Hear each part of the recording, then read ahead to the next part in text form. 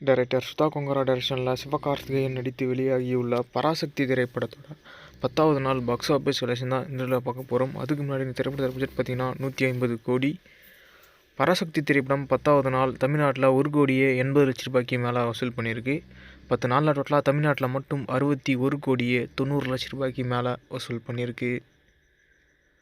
பராசக்தி திரைப்படம் 10வது நாள் கர்நாடகாவில் 15,00,000 மேலே வசூல் பண்ணியிருக்கு. 10 நாளில் டோட்டலாக கர்நாடகாவில் மட்டும் 6,50,00,000 மேலே வசூல் பண்ணியிருக்கு. பராசக்தி திரைப்படம் 10வது நாள் கேரளாவில் 5,00,000 மேலே வசூல் பண்ணியிருக்கு.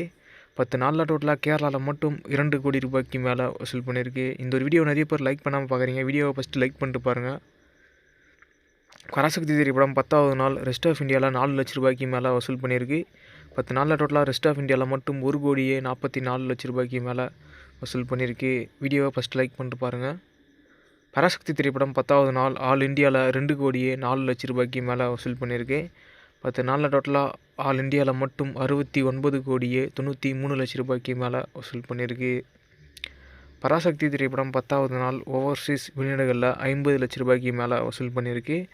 10 நாளில் டோட்டலாக ஓவர்சீஸ் வெளிநாடுகளில் மட்டும் 29,40,00,000 மேலே வசூல் பண்ணியிருக்கு.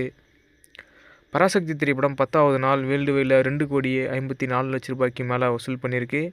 10 நாளில் டோட்டல் வேர்ல்டு வைடு பாக்ஸ் ஆஃபீஸில் 99,33,00,000 மேலே வசூல் பண்ணியிருக்கு.